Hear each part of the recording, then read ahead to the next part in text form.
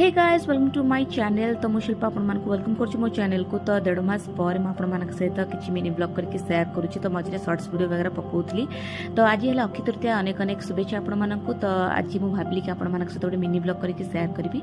तो डिनर आमे कोन खाउछु कोन नै बस एम्ति ही मु बनेइथली। तो टिके आपण को अपडेट दबा पई कि तो रेगुलर में हेई पने जेतु नानकर गोड़ ऑपरेशन हेछि, कामर प्रेशर रहउछि। तो सेति पई कि मु ब्लॉग्स वगैरह किछि भी बनै पारुनी। तो एठी देखि परथबे एठी फिजियोथेरेपी हमर नानकर चलछि, एक्सरसाइज वगैरह आंसी बस के टीवी देखुला। तापर आसके फोन देखुछि। तो मु ता भितर पळे आसले डिनर रेडी करियाको। तो एठी डिनर मु रेडी करि देइछि। तो नानक पई एठी मु बाडी नउछि। देखि परथबे एठी भजा थिला आलू बीन्स आ पोटल भजा, ता सहित खीर कदली छेना पकै कि चकटा।